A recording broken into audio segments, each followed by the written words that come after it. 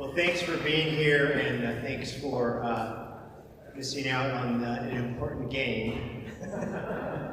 We're just going to talk about life and death, so not near as important as a football game. So believe it or not, we are blessed to be alive at this time. It's a wonderful time to be alive, because we're actually in the midst of a huge spiritual war over truth. And the beauty is, God is truth, right? And truth is also binary. Truth is reality. So there either is a God or there isn't. There either was a resurrection or there wasn't. There we either have an immortal soul or we don't. And in the fullness of time, just like in the Incarnation, the Holy Spirit said, I've had enough. And so we have the 21st century Eucharistic miracles, we have the Shroud of Turin, we have near-death experiences, and we have the Big Bang Theory. Big Bang Theory is what shows us the material world was created by an uncaused cause, something outside of time and space. Near-death experiences demonstrate that we have an immortal soul that doesn't follow natural laws because it's not from the material world. And the Shroud of Turin is evidence of the resurrection and evidence that Jesus is really the second person of the Trinity. And the 21st century Eucharistic miracles are also evidence that Jesus is the second person of the Trinity and that life comes from God directly. So God is, again, in charge of both the material and immaterial world, which we call the soul. And that Mass, when Father's up there confecting, we are reaching out to heaven and heaven is reaching out to us. And that our real home is in heaven. So that's the end of my talk. Thanks so much. So this is, so to set up the spiritual battle over truth, we first have to start off with, again, the Bible will always point to the truth, and God is the truth. Remember in John 14, I am the way, the truth, and the life.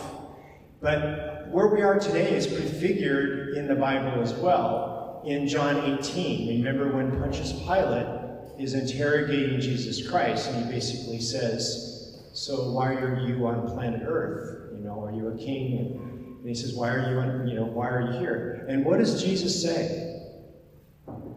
I came to proclaim the truth. He who hears me hears the truth. That's what he says. Not to save the environment, not to end poverty. I mean, those are all great things, but he came to proclaim the truth. And what did he say earlier in John? And you will know the truth, and the truth will set you free. Where we are today, we're afraid of death. We're afraid that some virus is going to kill us all. Well, God's in charge of life and death. And we've lost that. They understood that in the first century. In the first century, they would sing on their way to martyrdom because they knew that there was something better in the afterlife. And so, the Holy Spirit has had enough. so let's go through it. So this is I did this picture actually. This is from the Hagia Sophia, which was the closest Christian community to the Holy Land, and now it's in Turkey, but originally was in Greece. Was just the first really Christian settlement north of the Holy Land. And we'll, as we go through this, you'll see that all these images, and we don't know when this mosaic was done, but sometime around after 500 to 800 or so AD is when this image came about. And as we'll show you, this image is from the Shroud of Turin, which is the burial cloth of Jesus Christ. And the scientific evidence for that is overwhelming. We'll go through, this is a talk. Good news is this is a talk that's going to cover all these issues. The bad news is each one of these issues is about an hour long, so be here for a long time. We're going to leave time for questions at the end. So So that's Jesus unveiled. Remember, several times in the Bible says, you see, remember Philip says, we want to see the Father. And what does Jesus say? You've seen me, you've seen the Father. So when we see the crucifix, we see the Shroud of Turin, we see Jesus. When we see the Eucharist, we're seeing Jesus, and we're going to show you how that is. And remember, St. Ignatius of Antioch in the 100s, AD 100, said, the Eucharist is the medicine of immortality. We have forgotten that. And really, when you think about it, you got to just follow the trail of bread, right? The only prayer that we have that Jesus taught us mentions bread, right? Do you think he was talking about? He's talking about the bread of life, just like in John 6, right? So that was the rescue plan from the very beginning. The Eucharist is the rescue plan from before time. This is the Eucharist veiled, but in God's time, in the 21st century, he's given us 21st century Eucharistic miracles that unveils what the Eucharist really is. And I think we've also forgotten, again, because remember, the Bible was originally in Greek. Eucharist comes from, what does that mean? If you go to Greece, they always say, Eucharist, it means Thanksgiving, it means thanks. That's why it's Thanksgiving. So this is from a church in Southern California. That crucifix is from the Cisteros War, which was in Mexico in 1920. What happened? What did the government do in 1920? They banned the Mass. What happened in 2020? They banned the Mass. So while COVID is a real virus, it had lethality, it was weaponized, because what's happened is you can tell it was a spiritual war, because I ran ERs during COVID. You could go to an abortion clinic, but you couldn't go to a pro-life clinic. You couldn't go to Mass, but you could go to a riot. So I always tell people, either this virus is the smartest virus we've ever had and only kills Christians, or there's something else going on. So our government, just like in 1920, shut down Mass. So what is the Big Bang Theory? So the Big Bang Theory, and this gentleman next to him, you might recognize him, Albert Einstein. So Georges Lemaitre worked with, he was a Belgian priest, and he worked with Albert Einstein on his theory of relativity. And the idea was that, because in the atheist worldview, the universe is eternal, it's always been there, and so eventually it would evolve life. And what we're going to discover is that the material world comes from the Big Bang, but the immaterial, the soul, doesn't come from the material world. That's why you have an immortal soul. But we'll get into that with the near-death experiences. So this was really a kind of a derogatory comment. Basically, so what? The universe just came around in a Big Bang? Well, actually, that is what happened. And we didn't find that out until the Hubble telescope, which was launched in the 1990s. So Georges Lemaitre's theory was, if we lived in an expanding universe, then you could rewind the clock and get to that beginning where something outside of time and space, out of nothing, ex nihilo, something out of nothing, created everything, which included all the constants of the universe, like the speed of light, the strong nuclear force, the thing that keeps electrons spinning around protons and neutrons, because it's a finely tuned universe to be life permitting. And so here are some of those things. So the one I like to talk about is low entropy. So if we didn't live in a low entropy universe, what's entropy? It's aging. It's how the complex goes to simple. It's why rocks erode. It's why waters carve out, rivers. It's everything. It goes from complex to simple. So if we lived in a I think it just died. It's okay. Can you hear me? Yeah. All right. We give you the microphone eventually because it's hard to hear, especially people. Do you need the headset on? So that's entropy right there. That's entropy in action. The battery goes dead. That's just the suns die out. The energy of the suns die out. That's entropy in action. It's an inviolate natural law. Okay? Natural laws were created at the moment of the Big Bang. And so this one with entropy, the probability of a low entropy universe, because again, if we had a high entropy universe, it would form a cell and it dissolve away, right? The rocks would form and they dissolve away. So,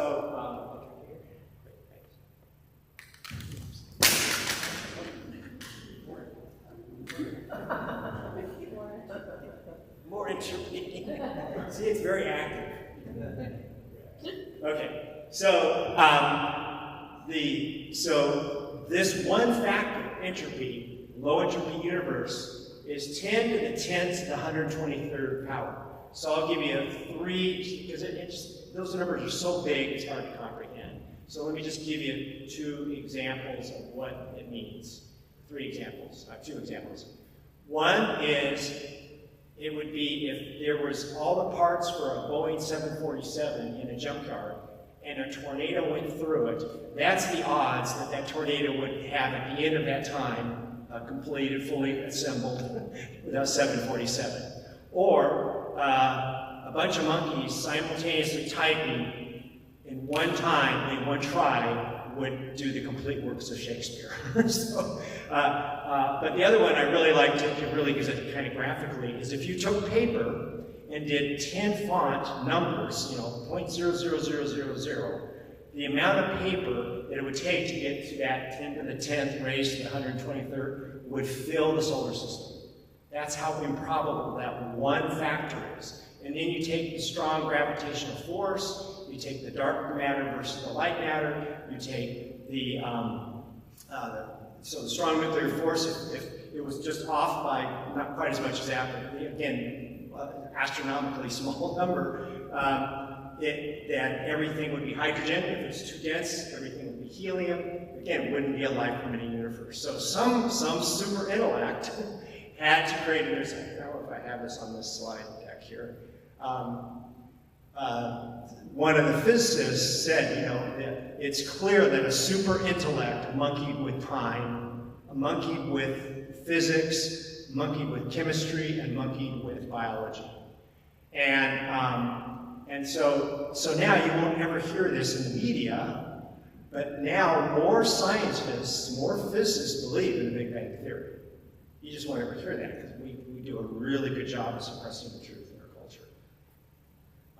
So that's the physical universe, okay? So what they did is once they realized, so when they discovered that the universe was expanding, and not only expanding, the galaxies are moving further and further apart like a balloon. So then you can rewind the clock, and 13.8 billion years ago, right before I was born, was the Big Bang. And then the Earth was formed about 5 billion years ago. And what was the Earth at that time? It was rocks and water. The water comes from comets, actually. And so, and then at 4 billion years ago, you get one cell life. So, the question is, how do you go from rocks and water to one cell animals and then humans? Okay? Rocks don't dance, they don't talk, they don't sing, they don't walk. How does that happen? So is it the electrons are spinning around faster and that gives you speech? I mean, how does that make any sense? So that's why most doctors believe, something like 80% of doctors believe that, life doesn't come from the material world. I mean, it's just the obvious, One of the things that's really interesting is the Krebs cycle, which is what burns glucose, which is the engine for this, and glucose is the gas for our cells. And it is such a complicated thing, I tell you, in medical school. It's really hard. I mean, all these molecules are folding and doing things. It's the irreducibility of life. So life doesn't come from the material world. And again, we've forgotten that. For ancient people, they understood that. So, and in fact, we now have scientific evidence of Adam and Eve. Again, you won't hear that. You won't hear that in the media either, because every human cell, to have that engine, has that mitochondria. And the mitochondria comes from the woman. Every human on the planet Earth has the same copy of that mitochondria. There really wasn't Eve. And every male has a version, there's a vestigial Y chromosome from Adam. So there really was an Adam and an Eve. And we have the scientific evidence. So that's the physical universe, the observable universe that follows natural laws. Well, we also have what are called near-death experiences. And near-death experiences are evidence of that your mind is more than your brain. And the ones that the incidences that are the most interesting are those of people blind from birth, so they have no neurons in their brain that have visual information, because your brain, the brain, we'll get into this a little bit, but your brain is really a transducer. It takes that, whatever life is and whatever, that thought and will is, it takes it, translates into emotions so we can use our hands and feet, That's what it is. And so that comes directly from God. It's not from the material world. And we have evidence of that in near-death experiences. In fact, so much so that the religious organization called the New York Academy of Sciences, no, we're not a religious organization, they declared in 2022 that the evidence is overwhelming that they call it your consciousness. Your consciousness survives bodily death. That's the soul. That's life. Our soul is both the principle of life and our soul, our intellect and will. So again, you won't hear that in the news, but they declare that. The evidence is overwhelming. So I'll give you one of my favorite stories. There's lots of stories, but one of my favorite ones is this gentleman is having, and there's stories from all over the world, thousands, looked at by psychologists and doctors. This gentleman is having surgery in a hospital that has 4 floors, and so he's blind from birth, and the surgery doesn't go well, and he had what we call clinical death. And that's when we're doing CPR, breathing for people, pumping on their chest and breathing for them. No brainwave activities, or people's are fixed and dilated. They're clinically dead. Well, sometimes they come back. So this gentleman, he floats out of his body, like how Jesus floated in the upper room. Floats out of his body, floats through the 4 floors, floats outside the windowsill, and sees a pair of red sneakers on the outside of the wall. Now remember, he's 4 floors down, dead, basically. And when he comes back, he tells them this, and they go, yeah, and they're there. How do you explain that? And there are thousands of stories. In fact, I mentioned this at the earlier talk, whenever I'm at a talk and there's more than 30 people, someone will tell me, these are actually fairly common events that people just don't hear about. That all these studies. The other thing that happens is that they'll recount what was said while they were clinically dead. A nurse or something will have lost their glasses, and the person will say, well, yeah, when I was dead, the nurse with the red hair put the glasses in that 4th drawer down there, and they're there. Again, how do they know that when they're dead? And the other thing to think about it, this is why I say the brain, the transducer, is these people blind from birth can see. Think about it, right? And then the other ones that are very interesting are children. They need dead relatives. Who's Aunt Maud? Who's Aunt Mary?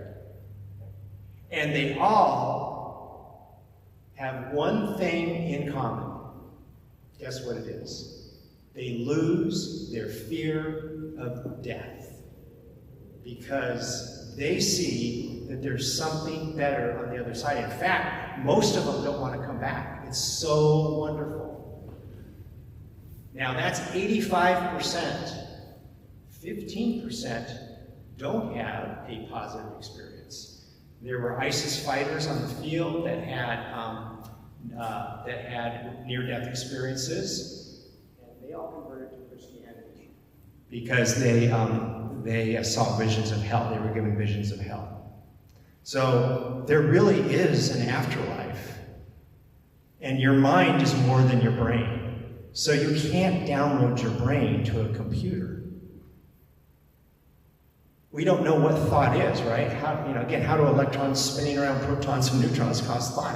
How's the concept of the number 3? How did language develop? All these things. How are we self-reflective? How does that happen? It comes directly from God. So life comes directly from God. Yes, our bodies come from earth. It says that in the Bible. The Bible's not a scientific tract, but it gives us clues. It was given to a world that didn't understand science. And now, that's why we have all this evidence now. God wants to show us that this stuff is real.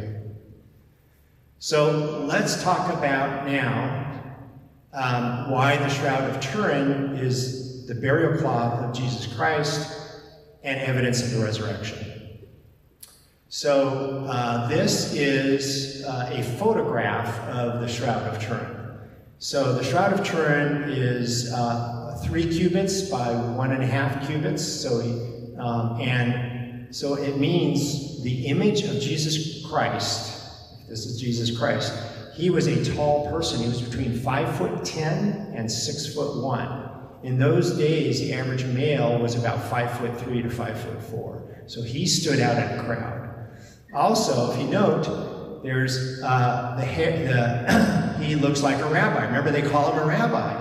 The long hair, there's even deep to the image, there's a phylactery, the little Bible, the Torah that they have, and deep to the eyes are Roman leptons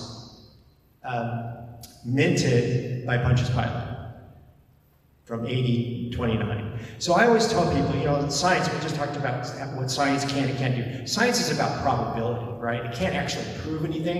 It can just probability. The probability, we just said, the probability that all those constants work together is so astronomical that there wasn't an outside intellect manipulating physics, biology, and chemistry.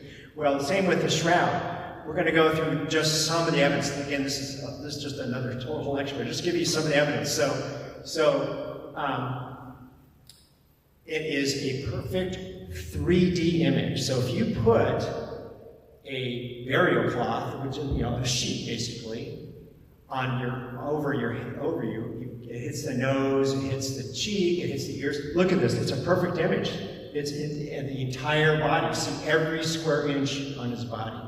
And it's on the upper 0.2 microns of the flaxed linen burial cloth, which upper 0.2 microns, which is smaller than the width of a human hair.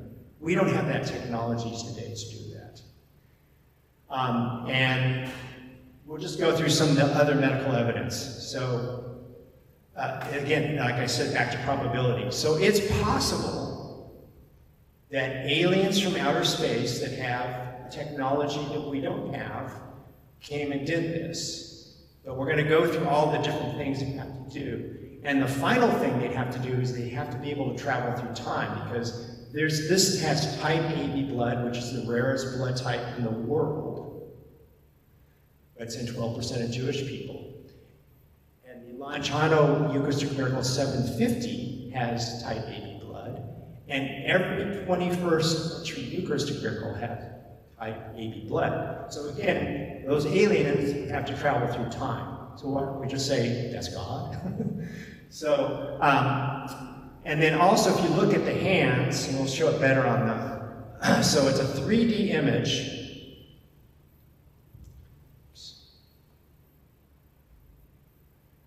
So we can do a 3D, this is from the Jerusalem Hotel. You can do a 3D cast, and you notice how his fingers are long? Because we're seeing the bones. It's a three-dimensional image. We're seeing the bones. There's areas on the Shroud of Turin where you're seeing the bones. Again, we don't have that technology today. And the only reason we know they're 3D images is because, remember when we faked the lunar landing in 1969? They had to invent, because pictures are only two-dimensional, right? And you don't want to land the lunar landing on top of a mountain on the moon. They had to figure out how tall the mountains were, so they weren't going to land on top of them.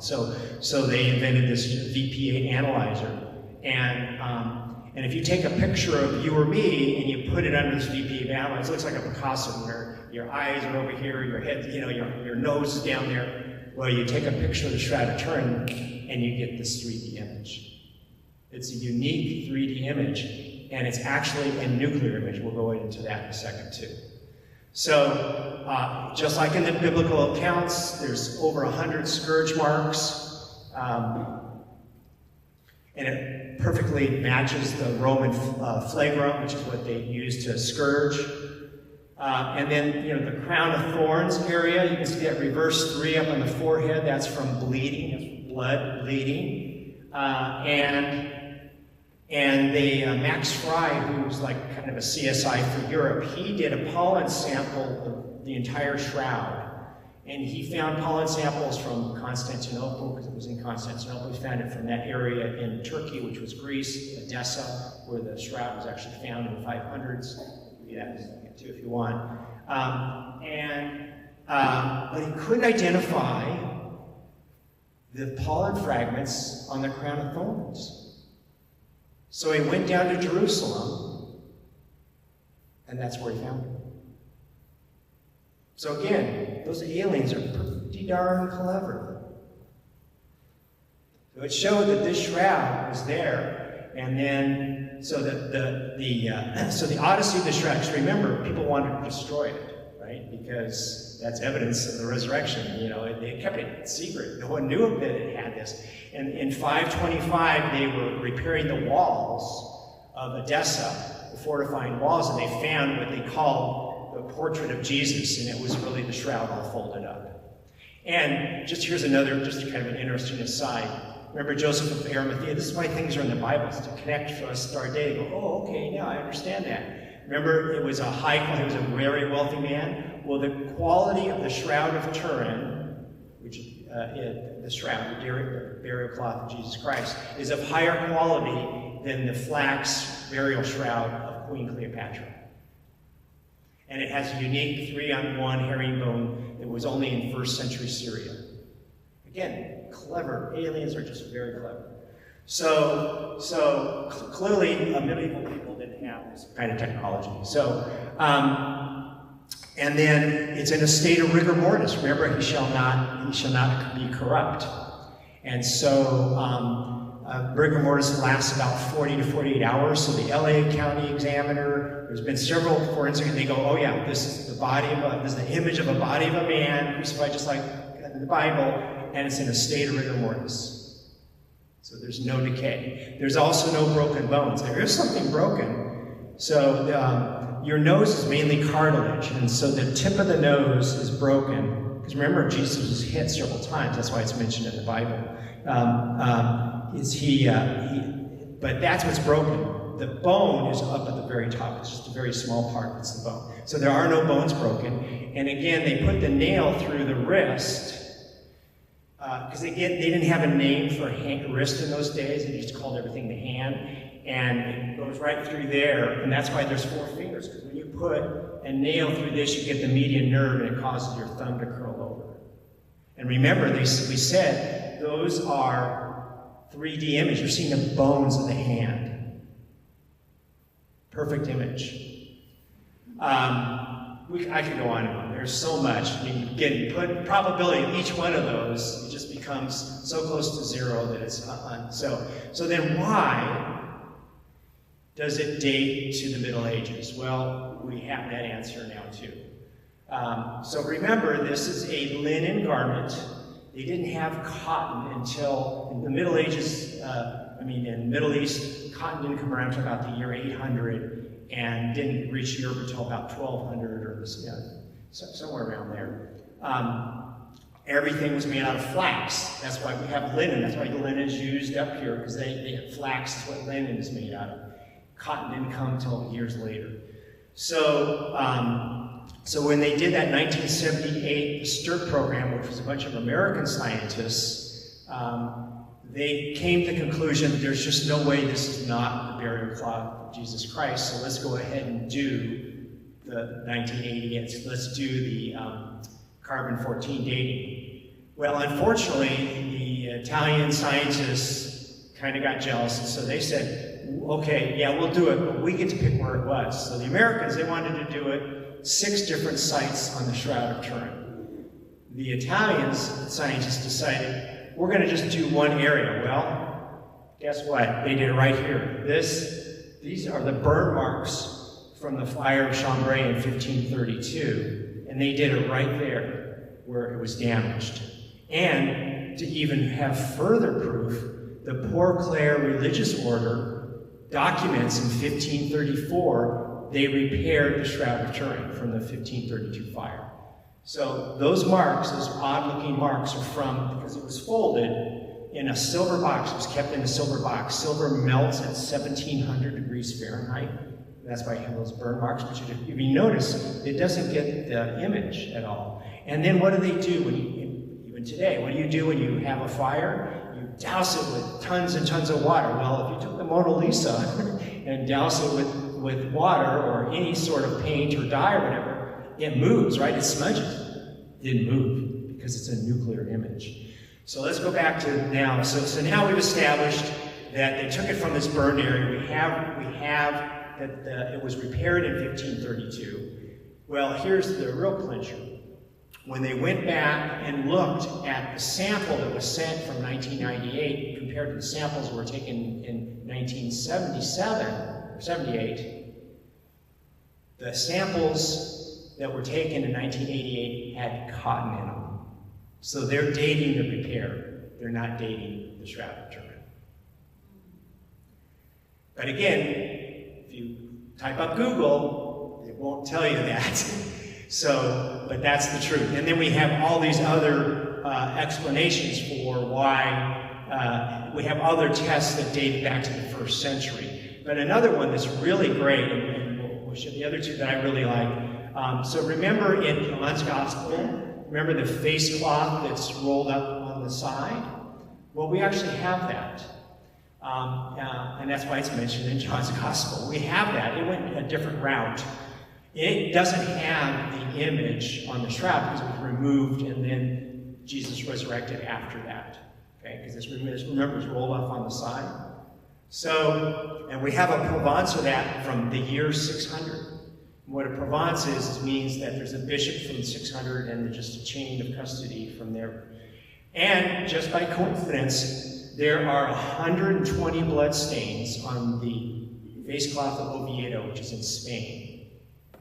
And there's 120 blood stains on the face, 70 in the front and 50 on the back. And when you computer overlay those blood stains, they match. So this is the burial cloth of Jesus Christ. And then, this is why we have, and this is just to show you, they use all the crucifixes we have are based on the Shroud of Turin. So this is important. Here's a line, remember, it's folded, and the coins were deep there, and the broken cartilage, but not bone, in Jesus, and there's swelling under the eyes, you know, again, all those things that we read about in the Bible. So here's the Shroud of Turin, and you can see, starting in the 4th, 5th, 6th centuries, we start seeing what we have as a crucifix. Because prior to the year 500, they had these whimsical drawings, they had these whimsical mosaics and stuff, because no one really knew what Jesus looked like. Well, now we know it. So we actually get to see Jesus. He really is what we're seeing on the icons. And then, I love this. So, oh wait, did I go back?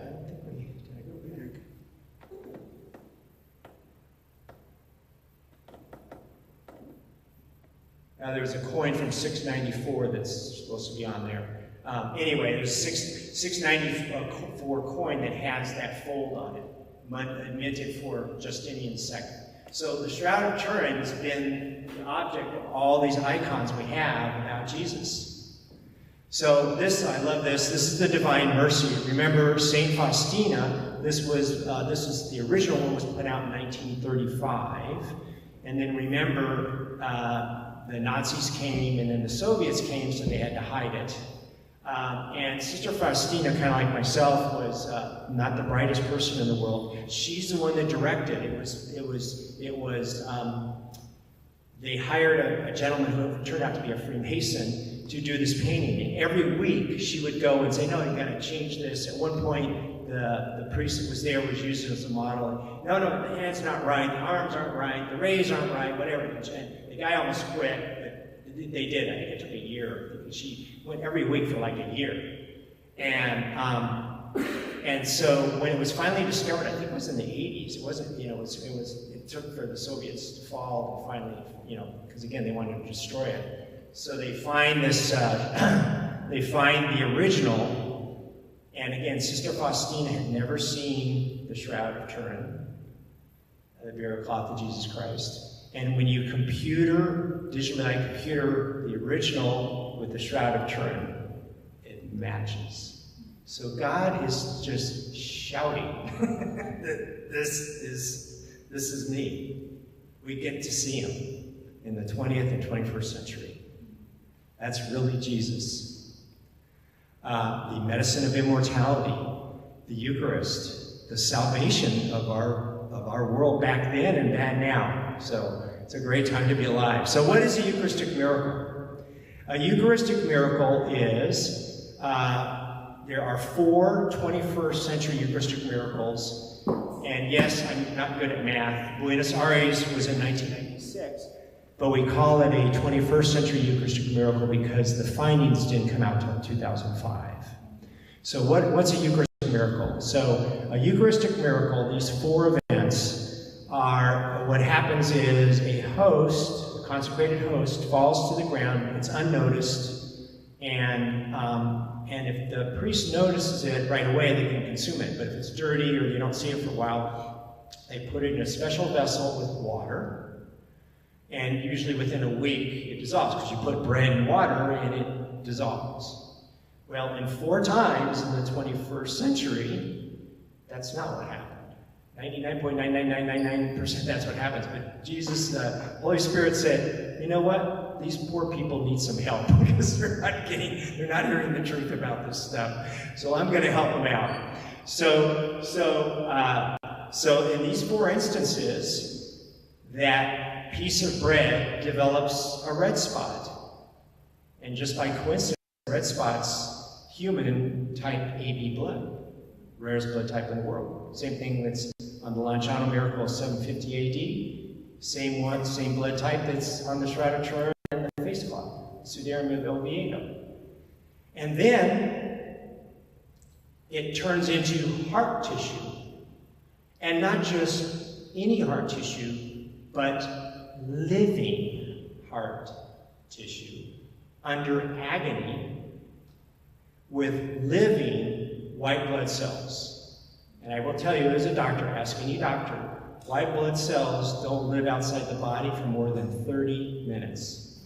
And yet, in all these cases, it's living for years. What is that telling us? Life doesn't come from the material world. God's in charge of it. So let me show you these, and then we'll go through them in detail. The other thing I put on there is Carlo Acutis. God has an amazing sense of humor. He's showing us that Carlo Acutis is a millennial saint, right? Because remember, he's the kid who died at age 16. No, or was it 15? Age 15. He died at age 15.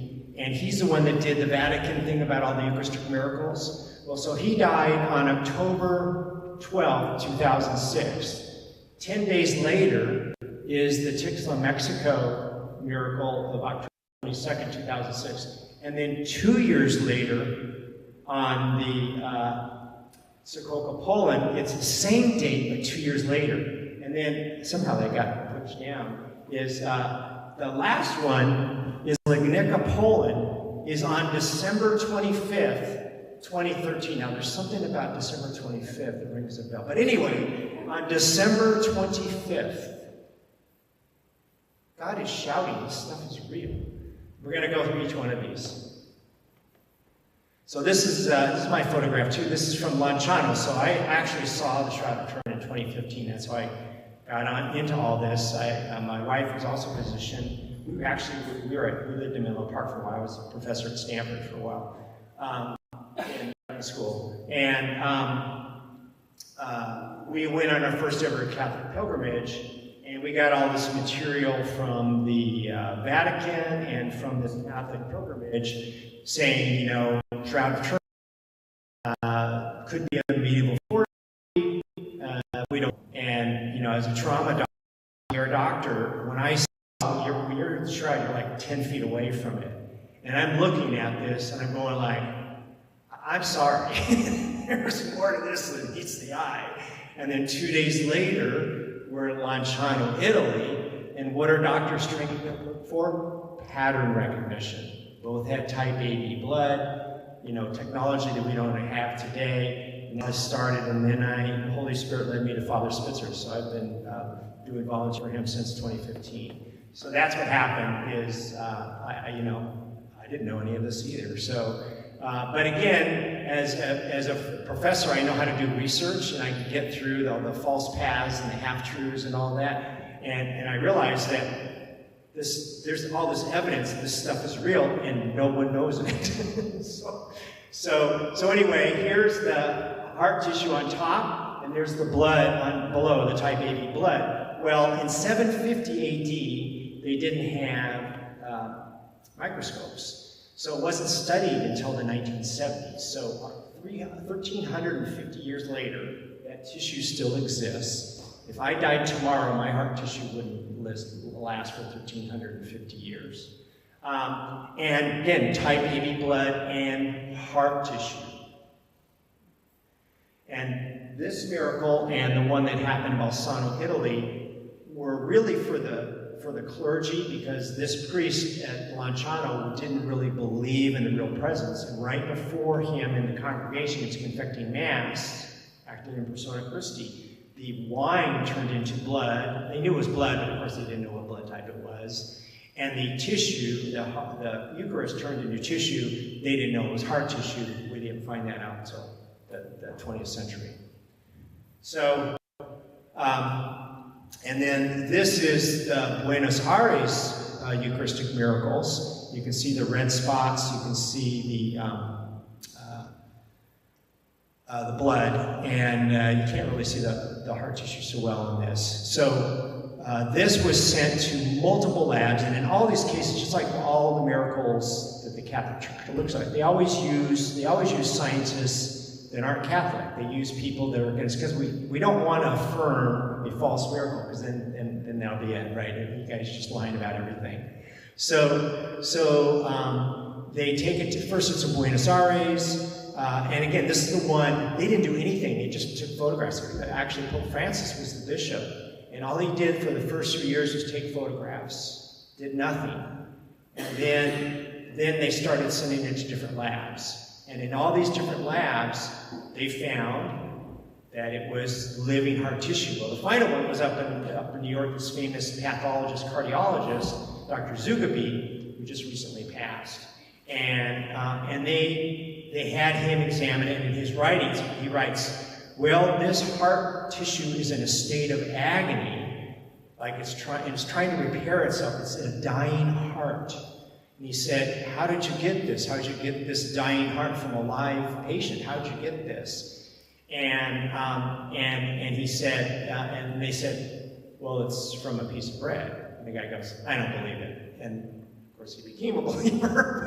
so again, they hadn't even told him where it's from. And again, this relates to the Bible too. Again, God's leaving us all these breadcrumb trails. So remember in Luke 22:44, when Jesus sweats blood in the Garden of Gethsemane? Well, Luke was a physician.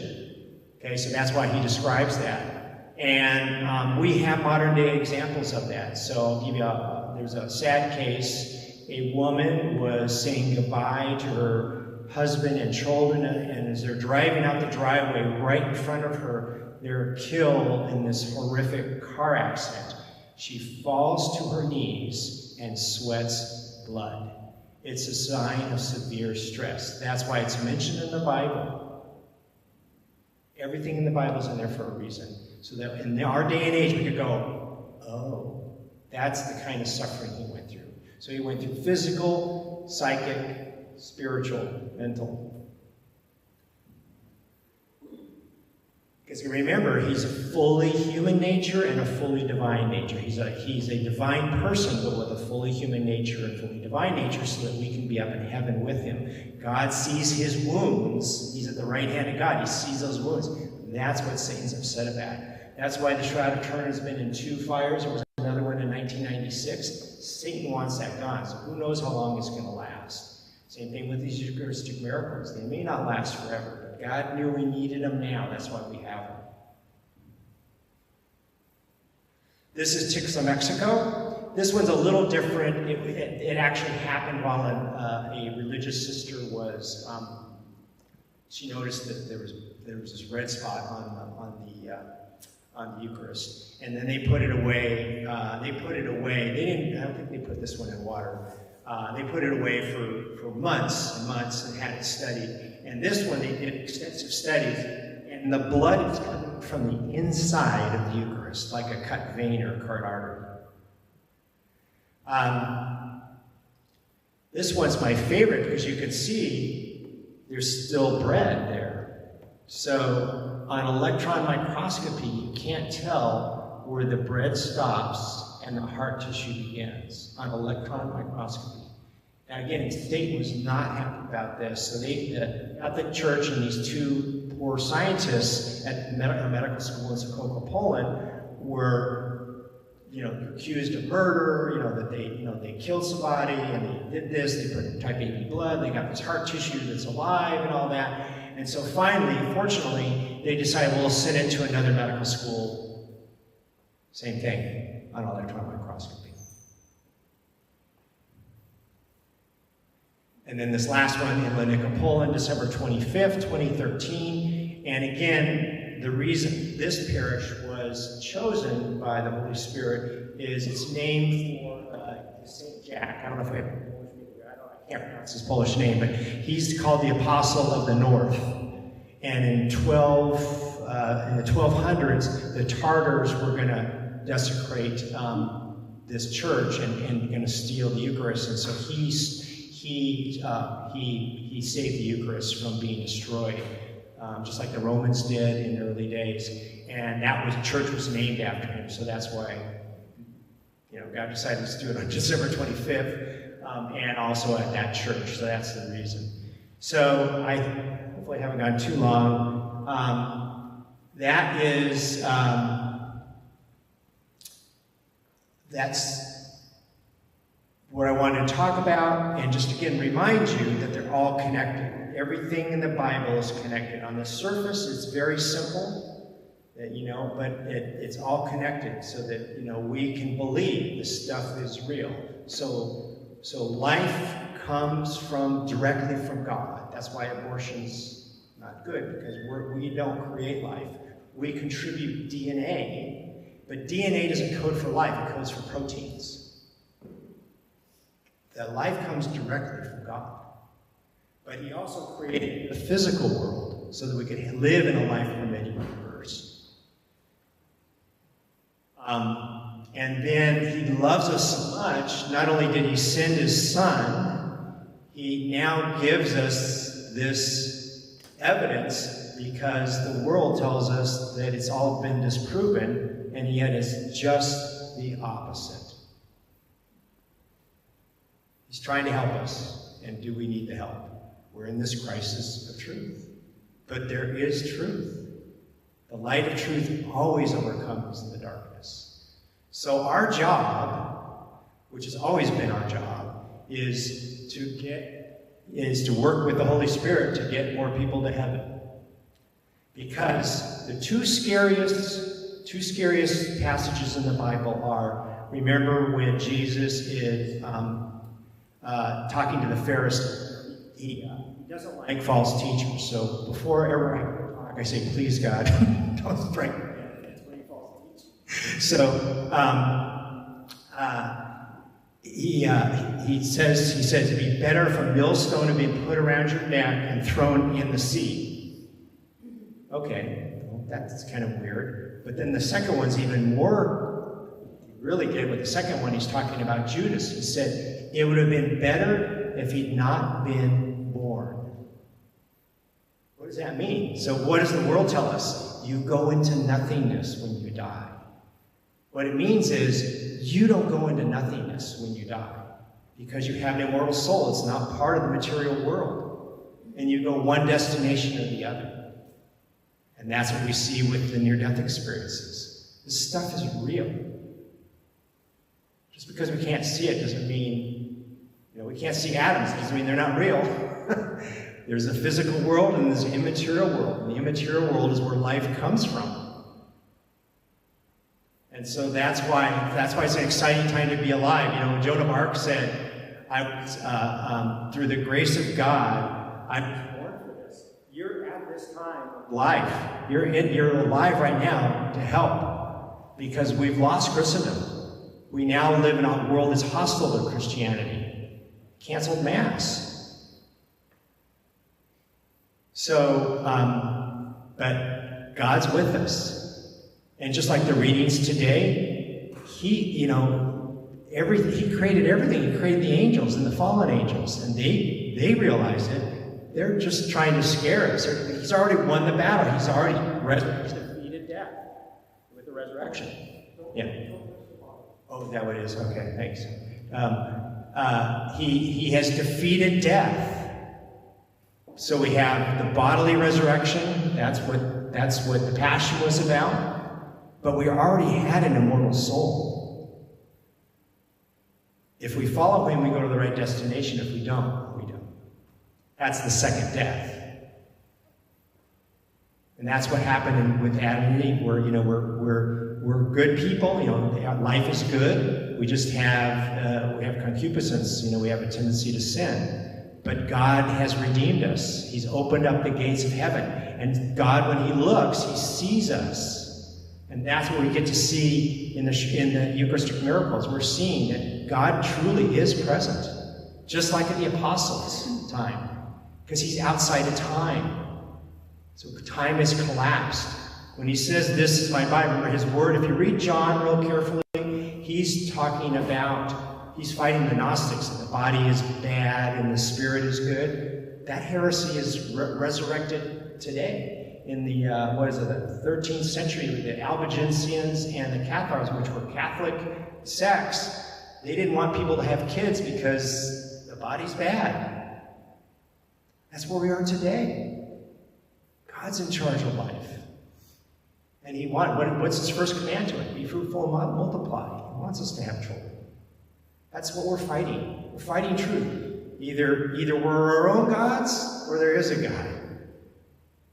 And He's showing us, so if someone can show me the evidence that we're God, it's kind of a heavy burden, but okay, show me the evidence. We have evidence that there is a God.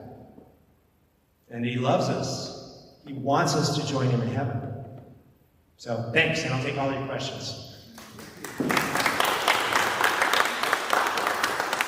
Yes? The veil above the widow. Yeah. Would that have been placed underneath the shroud or on top? It was put on, no, so they put the face cloth, so they horrible. Crucifixion is the most horrible torture, whatever. And then when you die, they put the face cloth on to soak up the blood. Then they remove it, then they put the shroud on. I have a slide that shows that, but I just didn't have time to show it. So they put the face cloth on as they took Him off the cross. Then they removed it and rolled it up on the side, and then they put Him on the shroud. They put the shroud. There's a slab, and if you go to Jerusalem, you go to the to the church there's a slab that is believed to be where it's put in. They would have the bottom of the shroud there because it goes around, and they put his back on that. So actually, the image on both sides. They just didn't show that because they have limited time. Well, and the next question came up was why somebody would leave the cloth in the tomb. You know, so that was just because remember they were trying to get him down quickly because it's Passover. Yeah, no, it wasn't about getting down too quickly. I just watched someone describe how they processed the bodies of Hamas victims. And this woman said every drop of blood in Jewish custom must go with the body to burial. So that's why it could be why the veil is still there. Separate. It's called face cloth. Yeah. So because it had his blood on it, it had to stay in the tomb. Sure. I mean, yeah, they wrapped him up, and they placed him in the tomb. Jewish burial custom. Sure, but they also were coming back. Remember, they were coming back to add the spices because that's also part of their custom. But they didn't do it because they had to get out of there. So that's why it's there, and that's why it's in the Bible so that we can find it, and we can say there's evidence. Yes, good questions. Yeah. First of all, I just wanted to say this is so great because we all read these little pieces. Right. You've given us instead of a couple of letters, like a couple of encyclopedias, and just with your background and training and wisdom, it just makes everything just fits. Thanks. It's not me; it's the Holy Spirit. In the the community of Santiago, and there's as you cross from Castile-Leon across the border into Galicia, there's a church there at Costa Brera, and they have the same sort of miracle happened there. And they have the host, and they had the blood and the chalice. Yeah, I've heard about that one. Yeah. Anyway, so. Yeah, the reason God did give us in the 21st century is now we have the science to really look at it. And that's why he did it. The same because in 750 we didn't have the science. And now we have the science and we can see with electron microscopy and all. That's why God, in the fullness of time, did it now. Because now we have the science, and now they are claiming that, it's all made up, and yet we have the science to say, no, it's not made up. It's actually, that's the truth. It's still there in the church. Yeah. Yes? You know, I've had the privilege of being a Eucharistic minister in the past, and just recently, where I live in Sonoma County, I was invited one weekday mass to be Eucharistic minister, and every time I do that, my whole arm is like so much more alive.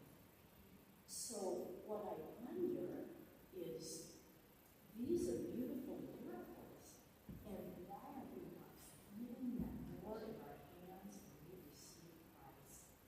And, my prayer is that other people can have some kind of experience individually also. Right. And the other thing that came to me one time in prayer was that when we receive, we are touching Christ. Right. We can bring that touch for healing to people. And there's a whole story that goes with that, the healing that happened to me and those nights. But anyway, I feel like there's so much more richness in Eucharist, but we're missing something still. Yeah, no, it's a great point. So the question is, why aren't we seeing more, and why isn't there more healing? Why isn't there more? Well, that question has been asked a lot of times, and what most people think is you got to remember, God respects free will. And I mean, God can project a movie, on the sky, and say, oh yeah, there he is getting crucified, and oh yeah, there is in the resurrection, and so, but then we lose free will. And so, for me, I don't need anything else. And again, most people, and a lot of the clergy say, and they're right, we have the Bible, but God has decided to give us something Because there's a lot of people, again, particularly our youth. It's really with our youth. Most of our youth are leaving because of the science. But, older, we have the faith, but again, our culture's done a great job of suppressing the faith and claiming. So that's why Father Spitzer started this Maja Center, is that it's the number one reason the youth leave. Is that, and I will tell you, I've been to a number now of high schools, colleges, grade schools, usually 5th, 6th, 7th, and 8th when you come here, in high school. And I will tell you, even in Catholic schools, they haven't heard this. And so that's why God's done this. And he's trying to help us, but again, he's not going to go too much. Because then we lose free will. And so, we're blessed to be alive now. And there's a remnant left. If you look at the history of our church, every 500 years, there's a huge crisis. Well, we're in it. And it's up to us to support the clergy, because, devil thinks he's got us on the run, and he doesn't. But we've lost that sense. God's in charge of everything. And this is all bluster. So, but yeah, it's a great question. And let me just answer another one that comes up a lot is what about the DNA? And so Father Spitzer and I have talked about this a lot. And here's the truth, is that we have great DNA sequencing capabilities today. Okay? So they have sequenced the DNA in all these modern Eucharistic miracles. Okay? And it's male DNA, but we can't sequence it. And yet we have all the science we can do it. And so what both of us think is that God doesn't want us to get confused. DNA doesn't cause life. See, the heart and the blood is from Mary, right? Because God is complete. He doesn't have, he's fully human nature, fully divine nature.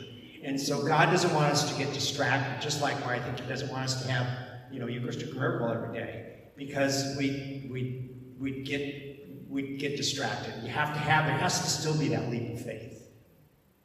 And so, again, that's why I do it like I do it. It's like, we got the near-death experiences, we got the Big Bang Theory, we got the Shroud of Turin, we got the Eucharistic miracles. It's like, in my view, he's shouting. December 25th, it's like everywhere you turn. I'm amazed he's done this much. We don't deserve it. So, it's just amazing. That's how much he loves us. He's giving us what we can. Because really, if God appeared to us, what did the Jewish people do in the Old Testament? They didn't want to see him. It's too overwhelming for us. He doesn't want to overwhelm us. He always invites us. That's the difference with us versus the other, don't have the fullness of truth. They're commanded to do things. He's a loving Father, and he's gently guiding us, saying, "Hey, take a look at this," and inviting us to say, "I don't need you, but hey, why don't you take a look and maybe So we're in a lot of ways we're back in the first century. It's a little bit, it's harder in some ways and easier in others. So it's harder in that in the first century, people believed in gods, they just believed in multiple gods and maybe a different God.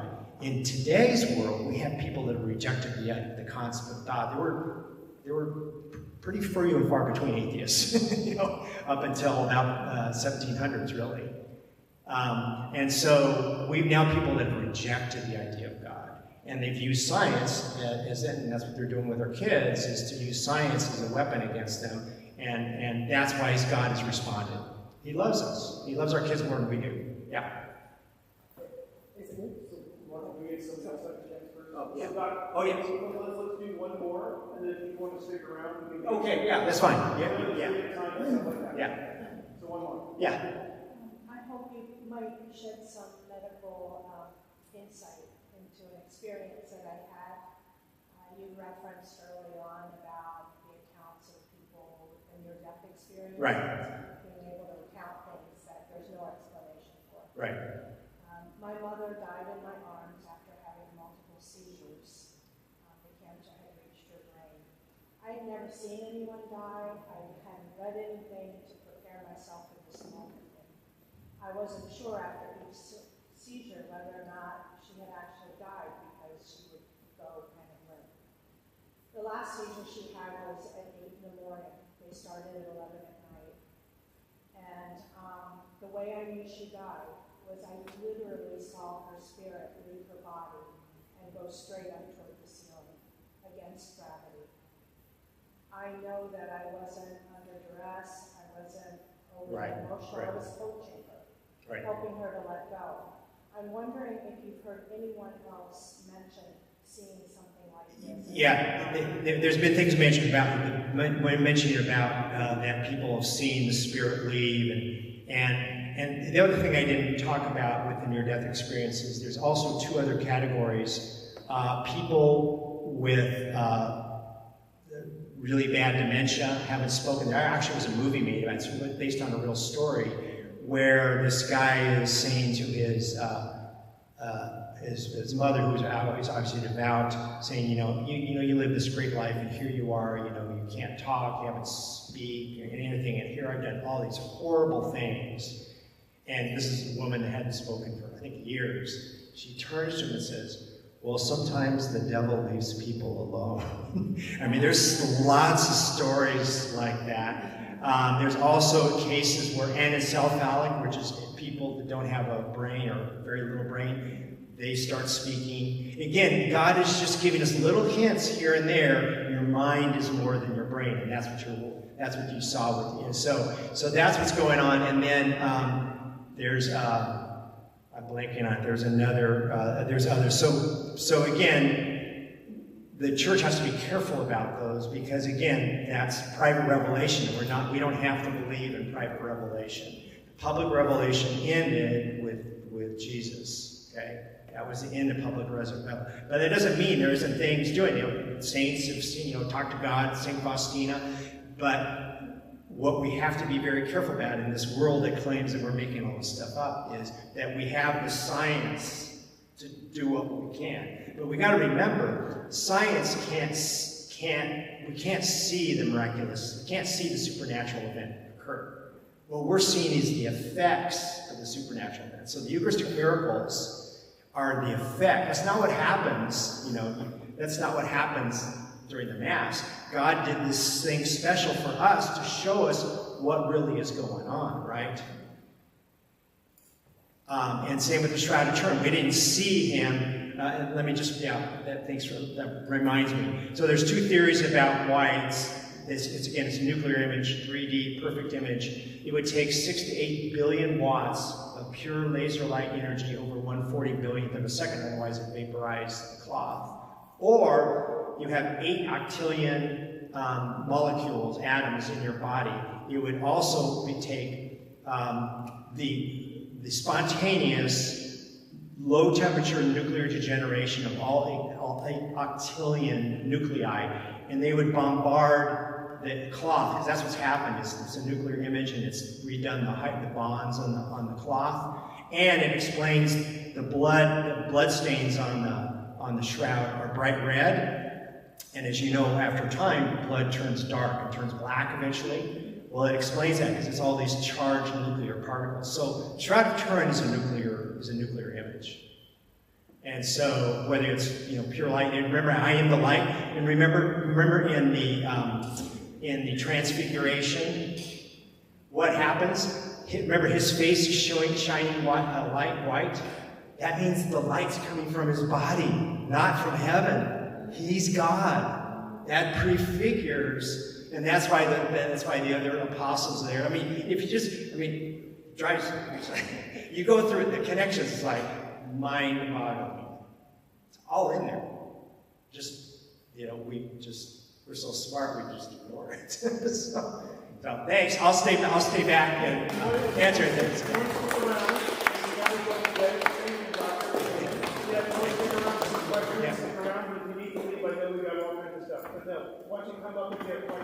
Great questions. In fact, if I don't get questions, I think I really blew it. So I really appreciate the questions. Yes. So just wait 2 seconds, leave the last question. Thank you. Yeah, thank you. Thanks. All right. Anybody wants to stick around?